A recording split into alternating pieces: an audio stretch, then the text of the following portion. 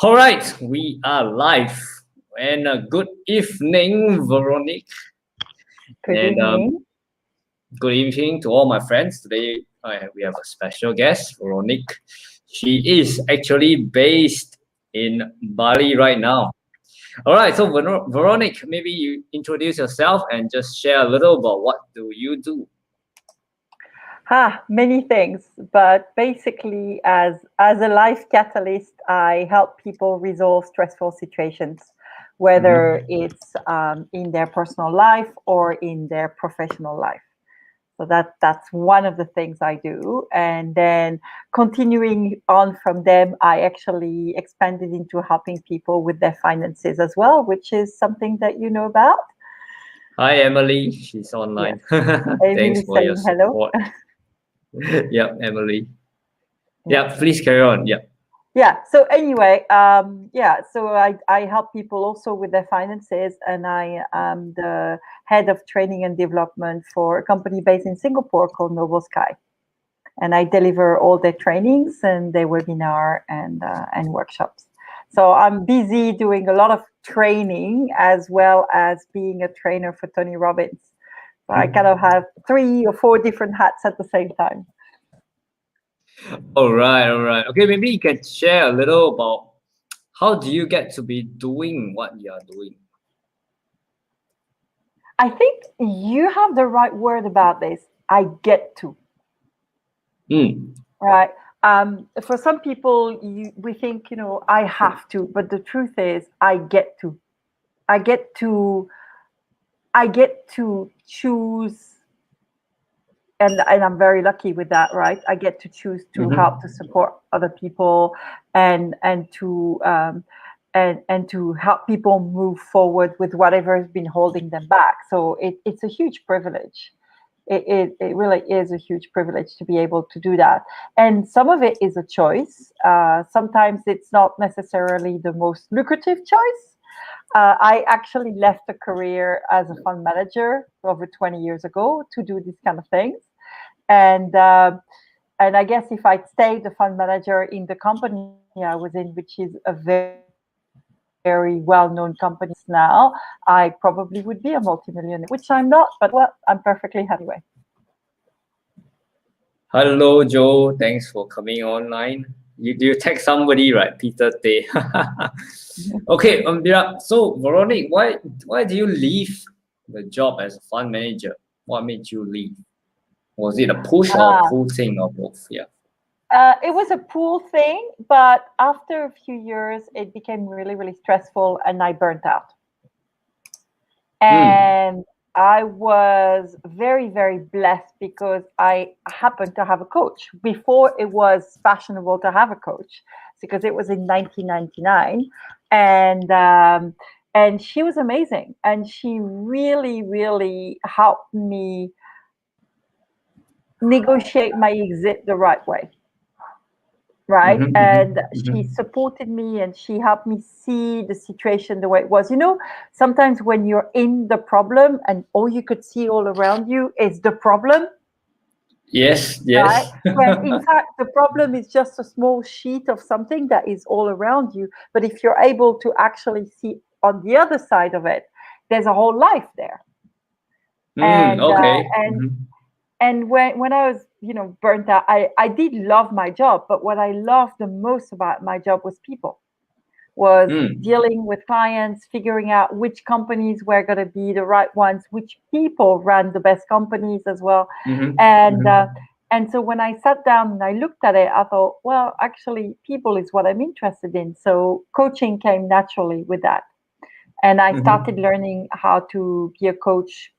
As I said before, it was fashionable because I my first cert was in 2001, and then I was able to kind of gracefully extricate myself from my job. And I love the people. I love the people I was working with. I'm still in contact with quite a few of them, but I'm very happy that I do something different. Right. So at which point of time do you realize that it's time to make a change? Was there any particular moment that you recall, or any particular incident that you Well, recall that is, yeah. this I don't time know to about change? incidents, but I know I got to the stage where I was working, and it never felt like I was moving forward. And then I started really losing steam and kind of thinking more in terms of when's my next holiday than my day's job. And Sounds familiar. yeah, and then there was this really funny situation where I thought, okay, you know what, I'm really unhappy. So what should I do? And I ended up on the couch of a psychologist, and I sat in front of the psychologist, and I said to her, "Listen, I used to be really happy all the time, and I want it back." And she burst out laughing, of course, but she helped me kind of get the pieces together already, right? So that was it's always nothing's just one person doing it, right? It's a whole team. And Yeah. so some people say teamwork makes the job light, or I can't remember how, but it basically that really helped. And but it was kind of funny for me to say that to the psychologist because my mom's a psychiatrist. Okay. Okay. So it's like, okay, you always end up falling on the side you lean on. So, because now these days I actually do that job by listening to people that tell me what's going on with them. So, Right. You mentioned your mom was a psychologist. So did she actually try to give you advice in a certain way, and did it work out? uh, well, she's a psychiatrist, which is more of a Psychiatrist, right? medical, but Yeah. she did try to give me advice. But her first piece of advice, which was when I started my finance career, was don't go in finance.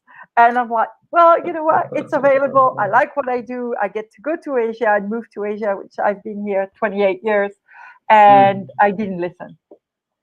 And I'm very glad I didn't, even though I do adore my mom.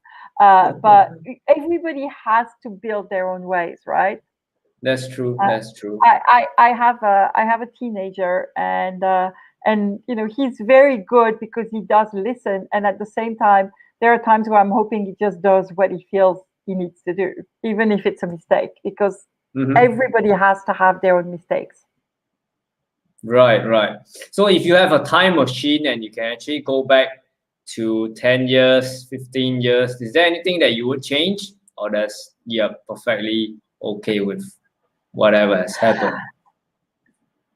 So this is a really funny question because when my son was born, I kind of looked back and I thought, there's nothing that I regret. I have done so many things in the past. I was what we call a later mom, right? So he was born when I had a fair amount of good fun and life behind me, and so I would just say, I probably would just say to myself that it's all good. There is one thing, which is that I was stubborn, and sometimes I was too stubborn.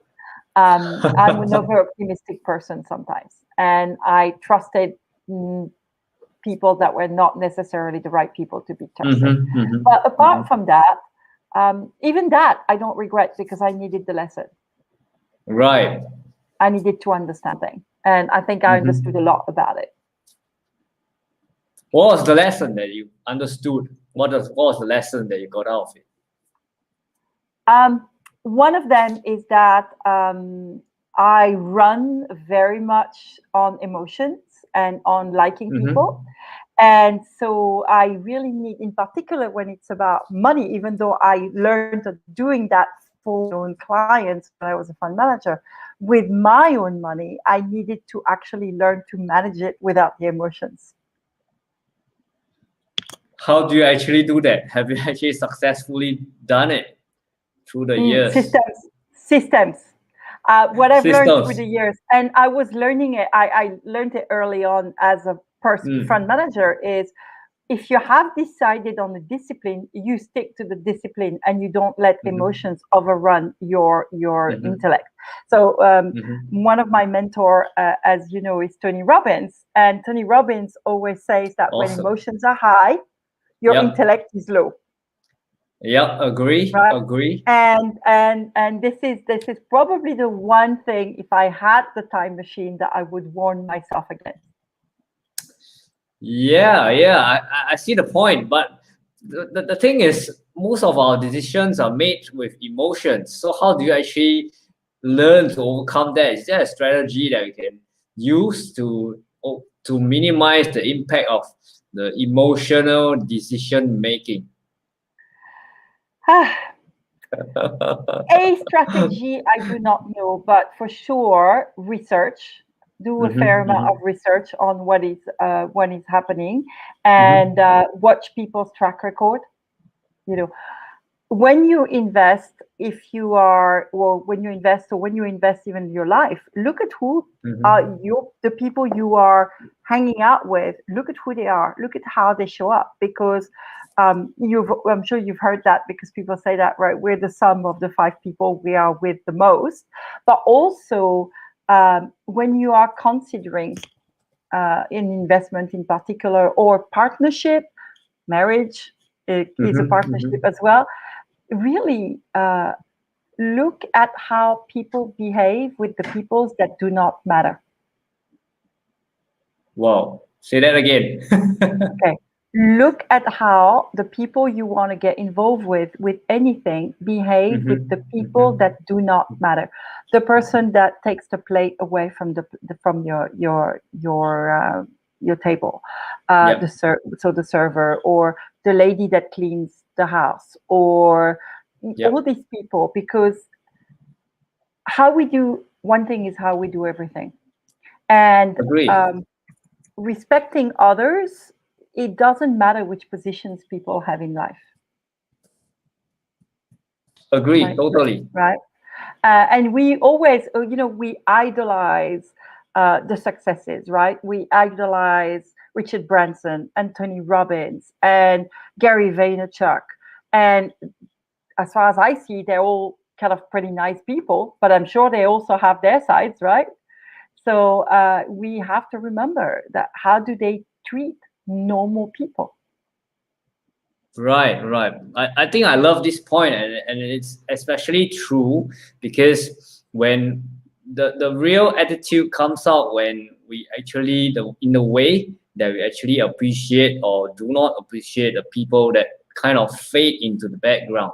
Yeah. And I do have quite a bit of experience in this because I used to be in the retail line as practicing as a retail pharmacist.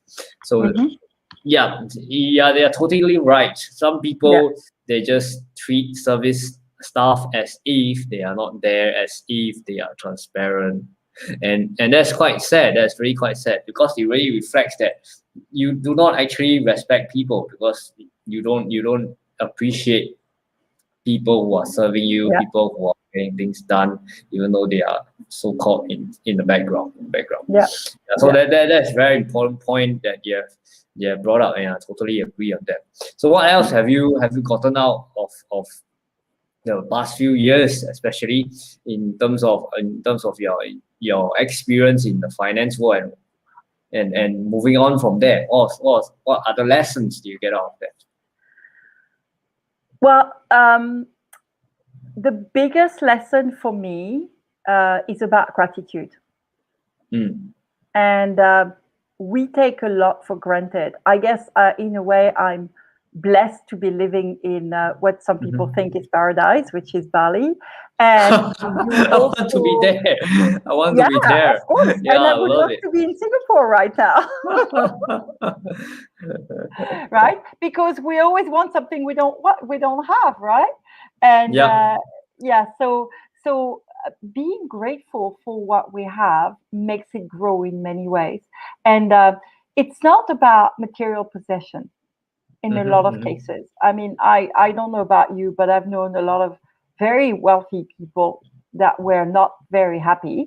But at the same time, I could see here people not have a lot of money, but they have joy, they have gratitude, they have family. So that's something that I consider really quite important.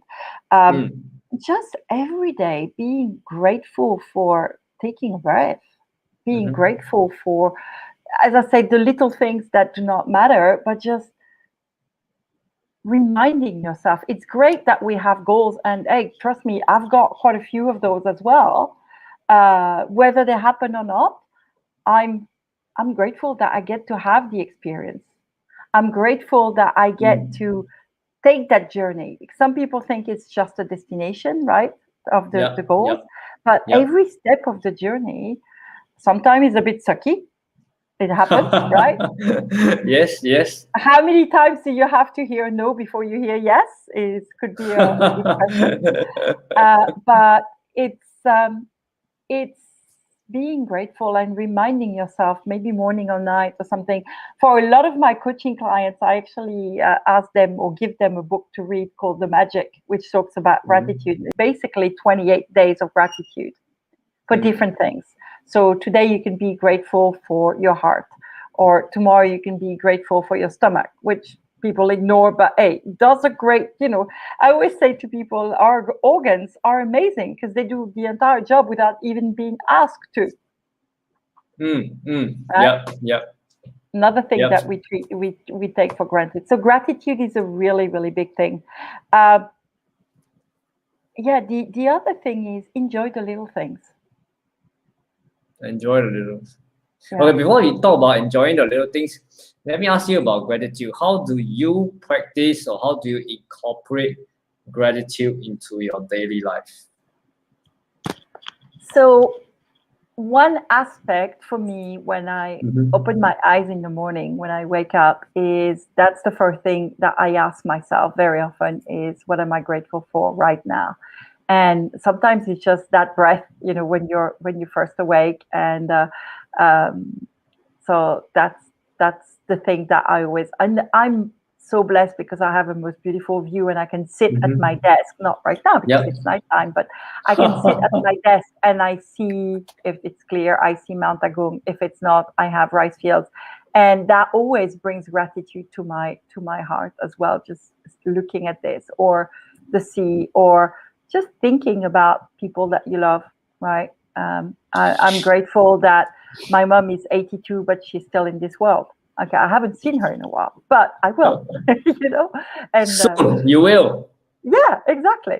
And so that's one thing. Some of the little tricks that you can have is um, I do my best to be a little bit more organized these days, and I have this little journal where I write in morning and night. And morning I will write a couple of grateful for, and at night when I write, I go through today's successes, and then I will write gratitudes, and I might write, I have one line allowed for challenges, better tomorrow, Mm-hmm, mm-hmm, and then I mm-hmm, rewrite the goals that I'm working on, because that keeps me focused. mm-hmm. And Got it. another thing that is really important to me is it's not really a ritual, but it's a prayer from Hawaii called Ho'oponopono that goes, Okay, I'm what's it? sorry, I'm sorry, please forgive me, I love you, thank you. Wow, so powerful. And it is incredibly powerful. There's a lot of people that shorten it to just I love you, thank you. And there are times where it's perfectly okay, but it's often, um, there's I have quite a few meetings with our team that always start with prayer in our hearts, and that's my Mm-hmm. prayer, right? Wow, wow, amazing. That's my strong connection. That's so amazing. Can you give an example of what is something that you write inside your journal? There's I actually I run about 3 journals at the moment, but my daily journal is basically so it would be, it's not this one because it's downstairs, but it would be 2 pages, right? Mm-hmm, So it'd be two mm-hmm. pages like that, and on Right. the first page I'll write the date, and I'll write my goals, my quote for the day. I always look up a quote that makes me feel inspired, so my inspiration for the day. Mm-hmm. And then I'll write my targets for today, so that I already bring into focus what I want to see done for my day, right? And I have another thing there which is not work related, but I will call essential. And my essentials Mm-hmm. are things like I need to go pick up my son from school, for instance, Mm. or um, I need to organize this. It needs to be done. It's not work, but it also needs to be Yep. done because life happens, Yep. right? Yeah. So Yeah. that goes there, and that helps my brain know and focus. And gratitudes always come. They'll go in little corners, and there's scribbles on the side. It's supposed to be organized, but it's not that organized. And at the end of the day, one of the last things that I will do, when I'm ready for bed, is I'll write today's successes. So what I did today, what was great, like today, our call will go in my successes, and or even in my gratitudes. And then I write gratitudes, and it's plural, so things that I can be grateful for right now. And some days it's just I'm in bed and I'm grateful for that, at the end of a long day. But there's always something you can be grateful for. And then, as I said, challenges, and the way I titled this is challenges better tomorrow. Because if it's a challenge today, I have the space tomorrow, because we always have also that tomorrow. I have the space to change it. So it could be, sometimes it's something I didn't get to do today, which I wanted to do. Or it could be, I had an argument with my son about something. Hey, it happens too, right? Yes, it does. It does. Right?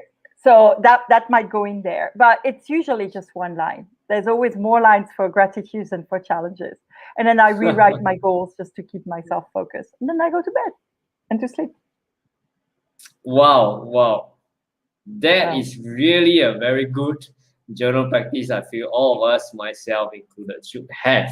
And thank you so much for sharing. So you mentioned the next point is about being present. So tell us more about how can we be present? It's difficult these days, right? You have so many things that want to take your attention. You also have two phones. Yeah, two phones. Which reminds me, I better plug this one in because it's giving us good quality, reasonable quality internet. All right, so I realized a few years back, not so long ago, actually, that I have ADD, or a form of ADD. Everybody has ADD these days, right? But I always run what I call a 6-track mind.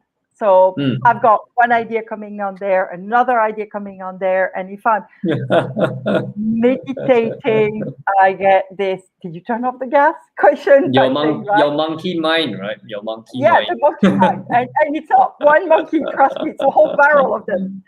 And it's also, and by the way, girls are worse at that than boys, because the feminine energy, our place talks to us, right? So it could be like the seed that says, this cushion's not supposed to be on me. And we will hear it, which can be really distracted.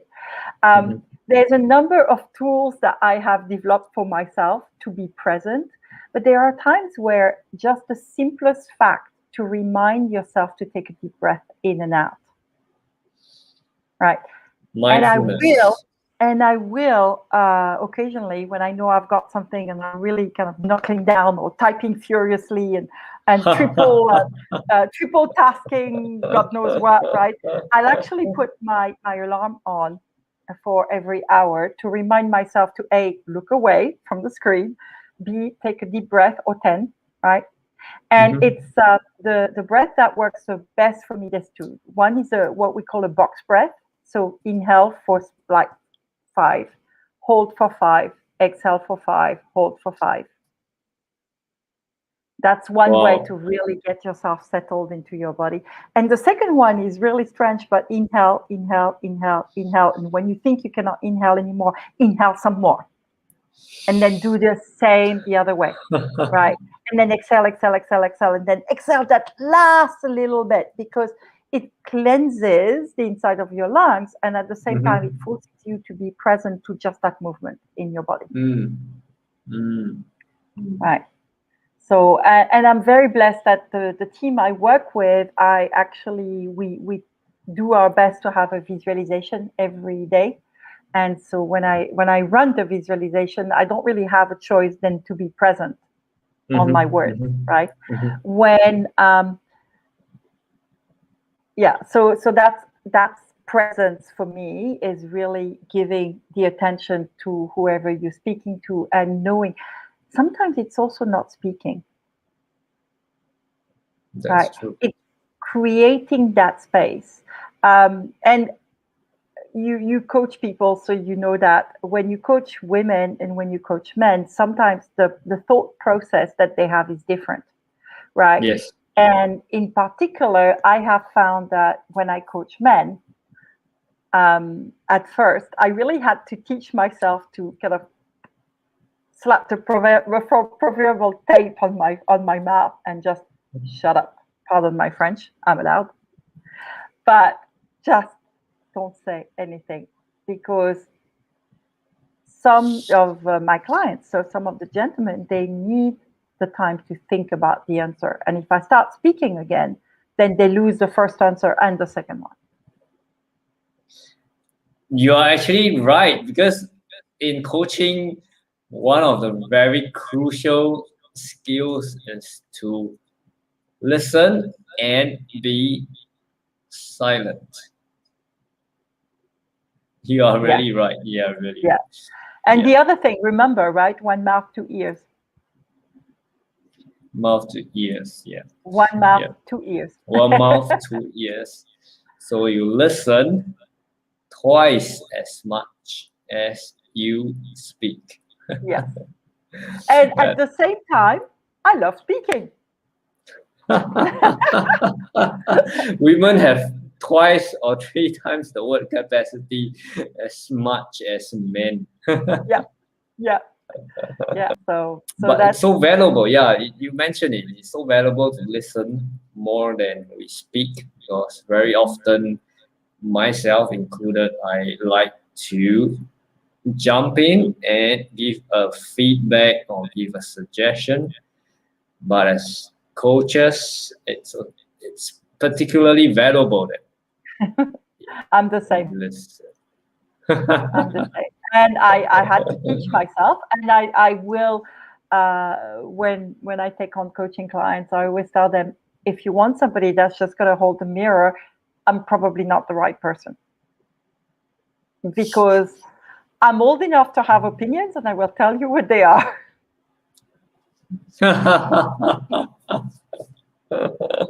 Sometimes that's not the most helpful. I'm Yeah. probably closer. I'm probably closer to a consultant in some ways. That's right. That's true. That's true. Yeah, that's true. Yeah, but it's all our blind spot. Yeah, and we have to be learning more to be present, not to be like distracted, not to be constantly multitasking. I think that's really important skill. And it just reminds me of a pretty recent movie. I'm not sure you have watched it. It's called Soul by Pixar. Oh, yes. Yeah. So yeah. So the main message I got out of that is being present. It's being able to enjoy the moment, like this. Yes, absolutely. Yeah, it is a lovely movie, and I agree. And it reminds you of what's important, really, and what's important with other people, people around Mhm, you, mhm, right? mhm. Even for people that need the space, Yeah. and everybody does. I mean, Yeah. um, I'm what I would call a shy extrovert, right? And generally, I love being with people, and then don't jump in the middle of a huge party, except if it's Tony Robbins, but that's different because I have the protection of wearing a uniform.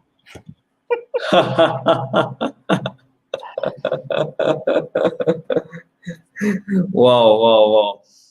All right, it's almost time. It's 10:21. I'll keep the interview a bit shorter because Veronique is so kind to stay up a bit later because I had something on earlier, and she's actually having a long day tomorrow. So maybe Veronique, could you share with us how can my friends connect with you if they would like to connect with you? Yeah, absolutely. Well, the easiest or the first option is Mhm, to connect with me through Facebook, Veronique mhm. Fischer. I have been blessed with a name that most people cannot pronounce, but there's only two of us on Facebook, I think. So, and we are already friends, so I should be fairly easy to find. that way, or on LinkedIn as well. By the same name, not some Yes. superwoman. Well,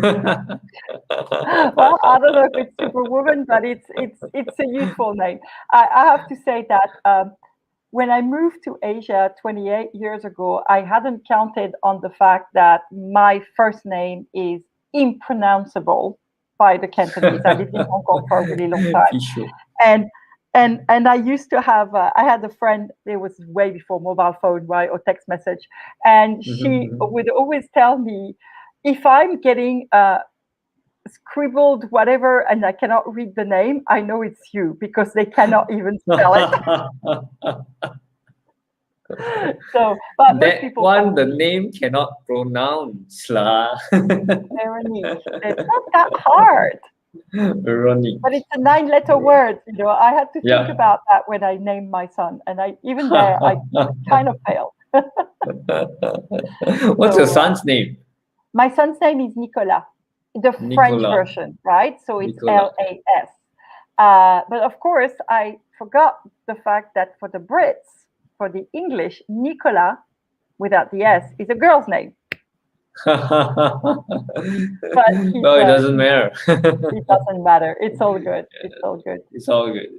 Yeah. Yeah. And, So yeah, connect with Veronique, and thank you, Veronique, for your abundant and generous sharing. And My pleasure. yeah, I'll look forward to have you again on my show probably in the future. And she's also doing running real estate webinars as well. Yep. So if you like to connect with, you want to to learn some investing in some real estate, you can also connect with her directly on Facebook and LinkedIn. I'm sure you share the details on your Facebook and LinkedIn as well, right? Yeah. Yes.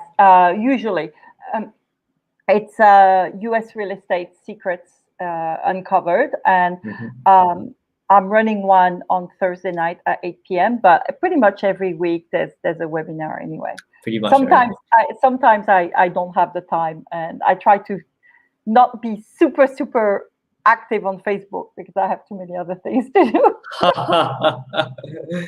Okay, no worries. Yeah, just share the details on your Facebook and LinkedIn whenever you can, and connect with her, Veronique. Yes. She is Thank a really awesome person to learn from. And Thank you, so much Veronique. for inviting me. Yeah, have a good night, and I wish you a fruitful day and a fruitful week ahead. Yeah, absolutely. And you too. Take care. Thank you. Bye-bye. Bye.